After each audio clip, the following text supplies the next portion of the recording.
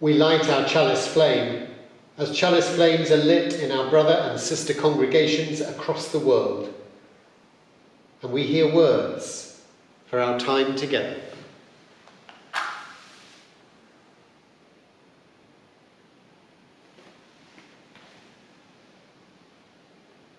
We seek to create a community of love and justice, a source of inspiration and strength, to celebrate the best that is within us, searchers of truth, lovers of beauty, workers for justice.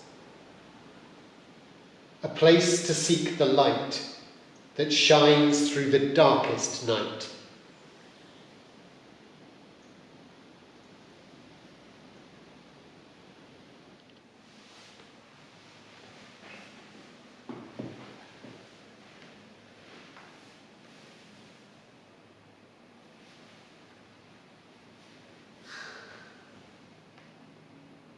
Welcome.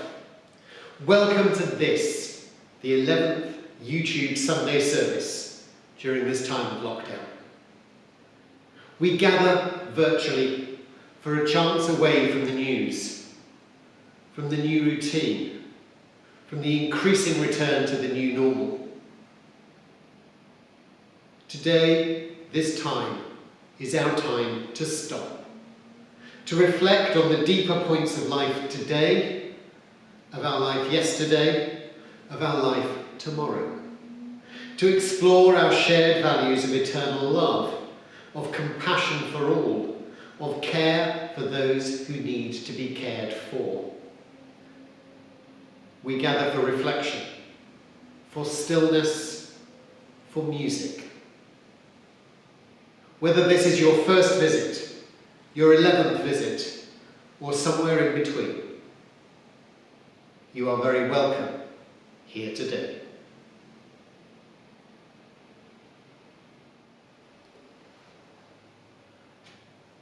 Our first reading is from the Buddhist teacher Thich Nhat Hanh, from his collection of wisdom, Your True Home. This is your true nature. When we look deeply at our own nature, we can get in touch with the ultimate reality. This ultimate reality is free of birth, free of death, free from any notions such as high, low, this, that, and so forth. In Buddhism, we call this nirvana, or suchness. Nirvana is the extinction of all concepts, such as existence, non-existence, death, and birth. You have this dimension, called the ultimate, within you. In fact, you are free from birth and from death, free from existence and from non-existence. Your true nature is the nature of nirvana. If you're from the Christian tradition, you could say that this ultimate dimension is God. The kingdom of God is free from birth and death, free from high and low, free from existence and non-existence.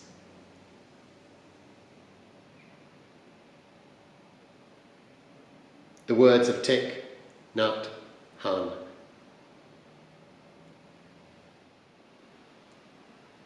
Let us come together in a time of prayer.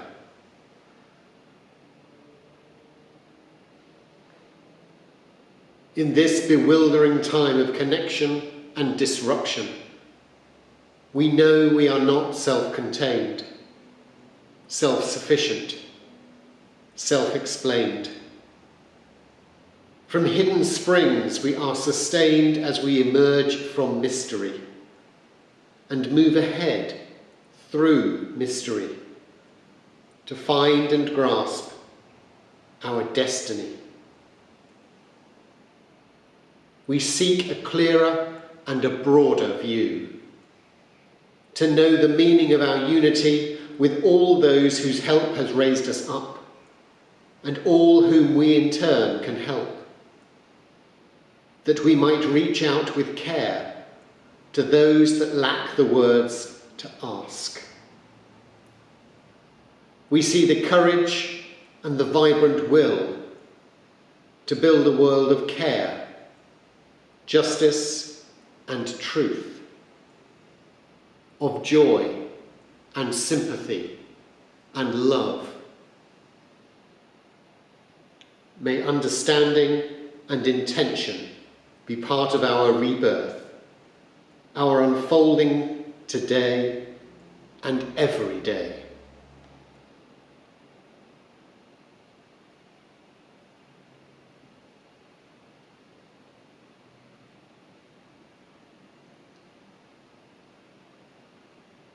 If you wish to, I welcome you to join with me in the last prayer, following the words on your screen.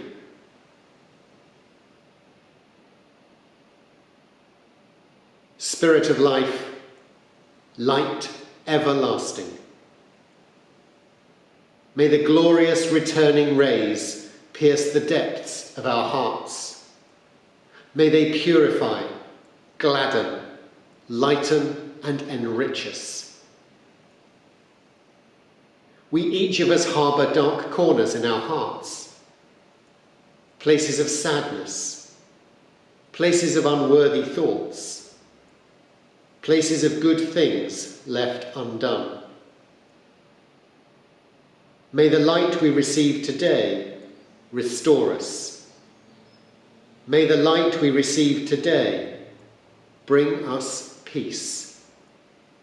May the light we receive today bring us into new life. In light might we find hope.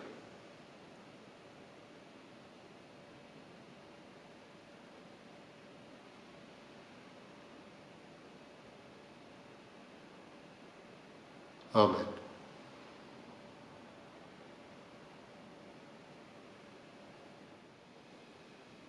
Our second reading is by Kathleen McTigue, a Unitarian Universalist minister. This is from her book, Shine and Shadow, and I'm very grateful to Kathleen for her permission for us to read this today.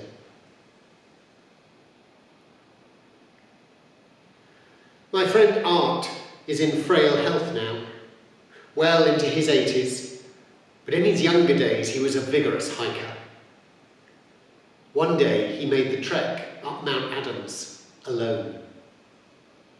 As he sat at the summit, drinking in the view and munching a sandwich, he turned to find an elderly lady, slowly huffing and puffing her way up the last of the trail.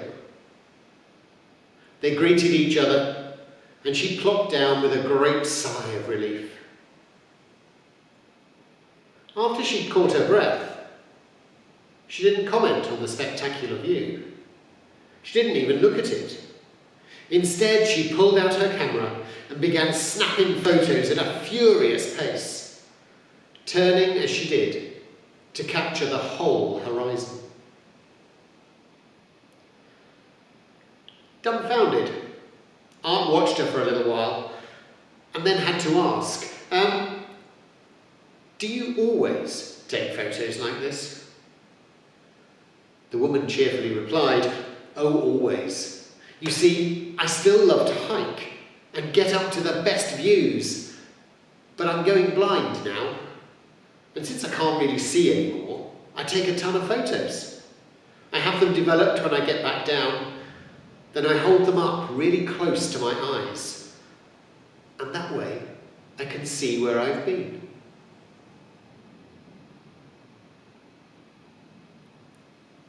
Memory is a little like this.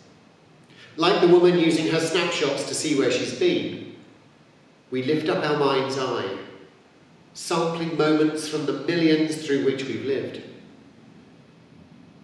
The sweetest memories are the ones we hold up most often. But sometimes a random memory of some long ago and ordinary day becomes treasured with the passage of time, symbolic of a whole sweep of years long past. We remember those we've loved this way too, as a composite, because a person is too vast and too complex to hold in the memory in totality. Instead, we hold them as snapshots. You remember a particular angle of the head, a unique crinkle in the lines around the eyes, the wicked contagiousness of his laugh, the tenderness in her voice when she spoke your name. You remember the specific fleck of light of brown in the eyes, the lovely smell right at the base of the neck, the way he held the baby, the movement of her hands as she shaped the pie crust. That is what is left behind. They are just snapshots, so small when held up to the richness of life, and yet they fill us. The essence of who we loved is captured there, in these fragments. They show us a little bit of where we have been, but more importantly, they show us who we have been, and lead us onward toward who we are still becoming.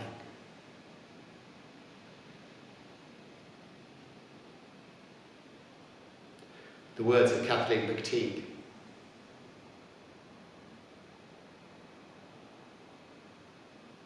Now let us join together in a hymn, recalling the words of our first reading today, that by Thich Nhat Hanh. This hymn by John Andrew Story draws on the words from the Mahayana Buddhist tradition. It is a hymn to perfect wisdom. For the Unitarian completists among you, it's number 11 in the Green Book. For everyone else, the words will be on the screen. A hymn to perfect wisdom.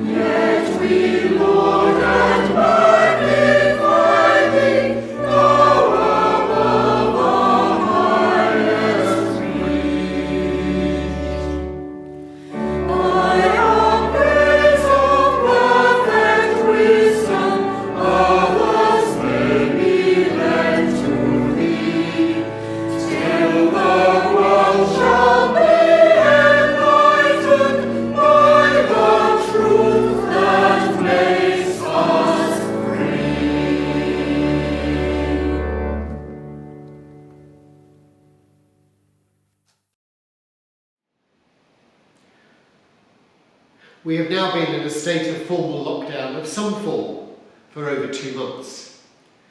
The 23rd of March was when those first directions kicked in, and now on the 24th of May, we're still largely expected to stay indoors, to protect each other, to lessen the risk of coronavirus to ourselves, to our loved ones, to the wider community. This time away, for that is what it has been for many, has prompted us to look at the world afresh, at each other in new ways, at ourselves more deeply. whether as frontline key workers, whether as parents of whatever age, whether as children of whatever age, whether alone or together in a small household or a larger one. We've been led to renew our understandings of the world around us, of the people around us, of our actions and our interactions, and mostly of ourselves. And what have we found? Fortunately, for myself, I've discovered that I am a delight to live with. I never get grumpy, I don't spend far too much time online, I always tidy everything away immediately, not leaving post and books all around the house on surfaces everywhere. Well, okay, I do. Perhaps you've discovered a couple of minor tweaks you may need in your lives too. Yet these are surface matters. They do perhaps start to open the doors to understanding our deeper selves, but they're personality traits that border the real me, the real you, the surface me, and the surface you.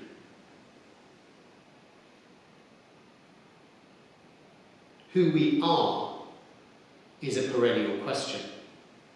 And the understanding of our core being, not our surface lives, but our core being, the recognition of our uniqueness, the challenge of our integrated being with others around us.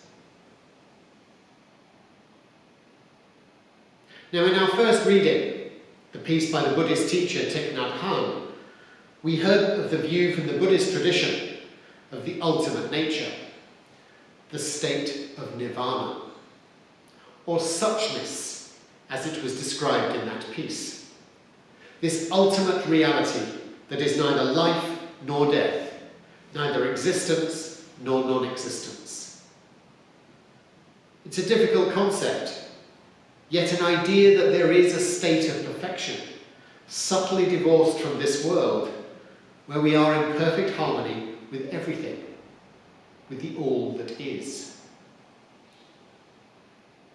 Now, for Buddhists, this concept is part of the understanding that people are reborn, reincarnated through time, and for some outside of time, yet a cycle of reincarnations that ends with an absorption to the state of nirvana, outside of existing, not existing, living or dying, the true essence of who we all are, that of everything.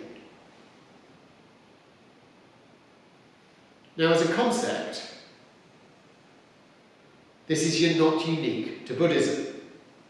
In Hinduism and Jainism, the state of moksha is very similar. And Thich Nhat Hanh suggests too that in the Christian tradition, nirvana might be understood as the kingdom of God, or of God itself, a notion of perfection. So we are all, in this way, a part of this ultimate reality, a part of nirvana, moksha, God, the all that is, or if you follow the logic, the all that isn't too. Now, it doesn't feel like it sometimes. Perhaps there are parts of me that aren't part of this, the bits that might not be classically perfect. Yet even that is not possible in this idea. Everything of us is part of a perfect whole. Now, it was the Unitarian minister, the Ralph Waldo Emerson, who suggested, I grow in God. I am only a form of God. God is the soul of me. And then he went on to suggest, I can even, with mountainous aspiring, say, I am God. I am God. No pressure there then. Yet this very suggestion, whilst initially uncomfortable to many, is a logical progression of a belief that we are all part of a sacred whole. That as part of an infinite, yet always complete universe, we're part of something so much greater than our individual states.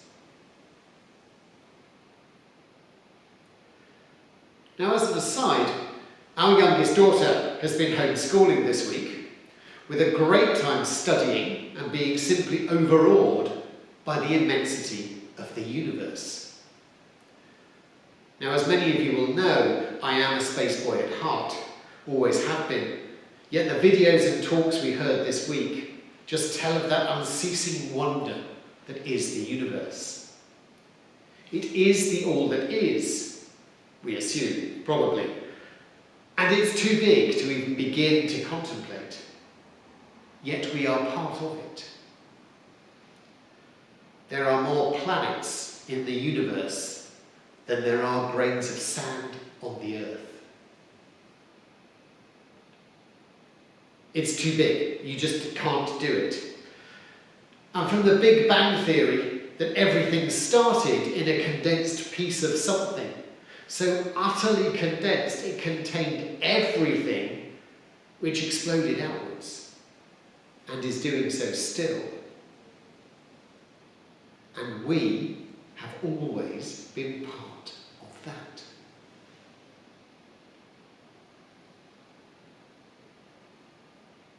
Yet to describe ourselves as part of the universe can only take us so far. We are individuals, shaped by experience and by others. Interestingly, we will without question emerge from the time of lockdown as different people to those that went in. As we reflect on our experience and impact over the last 2 months, we know perhaps a little more about the things that matter to us. We know a little more about the annoying habits we are going to try and shed. We've learned about our need, or our lack of need, for certain things. Our true ability to live a monastic lifestyle, that stated ambition of so many, this has been tested to destruction. I certainly know a lot more about me. Our snapshots of life have multiplied, but this time taken from an unexpected and perhaps more interesting angle.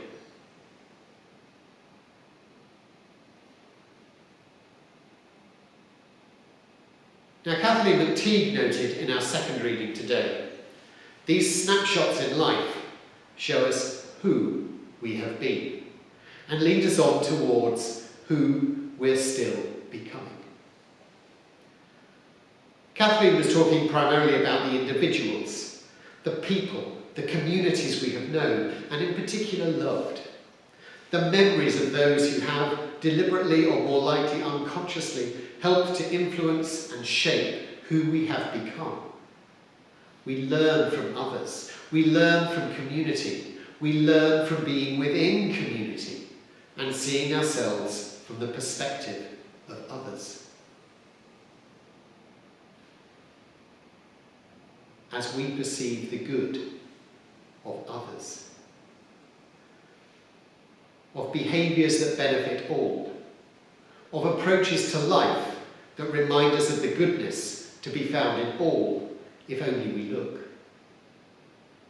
We take inspiration from those that care, those that seek to reflect the sacred beauty of the universe into the lives of every person, to feed the poor, to bind the wounded, to heal the sick, to hold in some way, to hold those that need to be held. These snapshots, these moments of life, like the panoramic photographs, are something we can reflect on, to look back and see where we have come from. Yet so importantly, these are the memories that shape and lead us on toward who we are still becoming. We are in flux. We are on the path to becoming. We are complete now, yet we will be complete in another way, with further shaping snapshots as we continue on the path.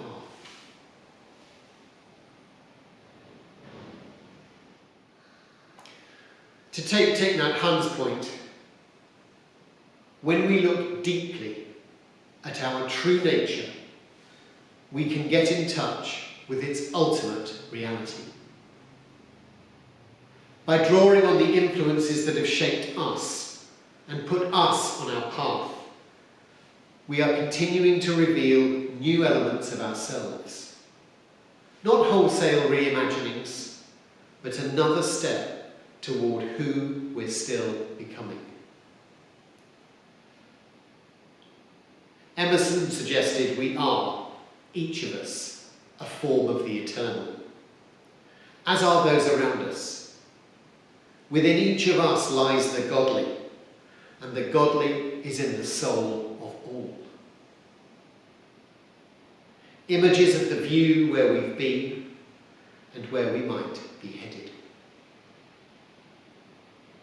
Our time of lockdown, where we've had the chance, provides a chance to reflect. But more importantly, it has been a build-up of many, many more snapshots. Snapshots taken from an unexpected angle. And what is the view from there? Who do we truly see? And what does that tell us about how we might become?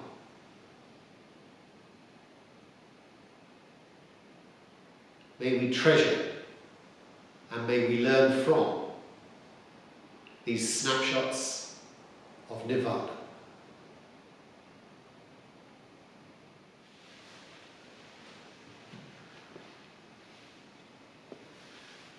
Let us take a time now in stillness.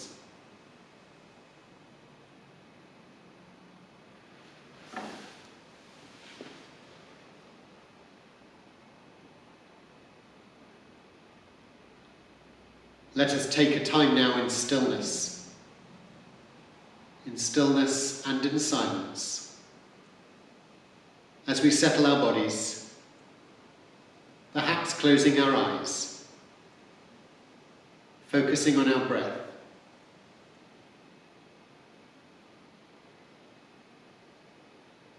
I shall speak some words, and then I shall strike the singing bowl, and we shall come together in stillness and silence together. The stillness will be broken with music to continue our reflections.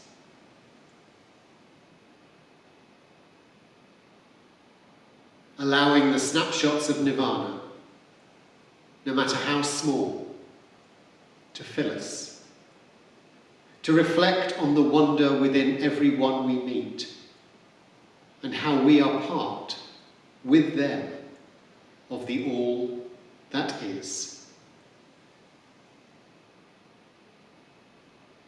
As we settle our bodies.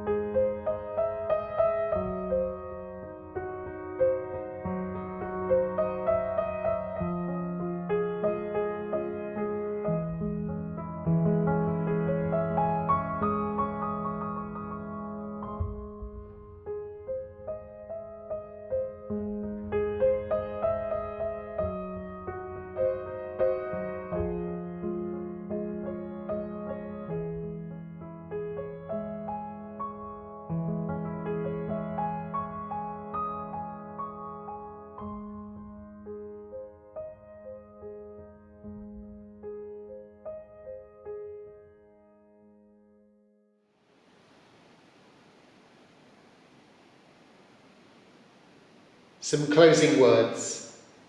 Spirit of life, we give thanks for your presence, for light and for love, for night and for change.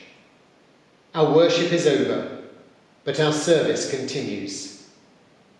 As we depart this virtual gathering, may there be peace among us, now and forever.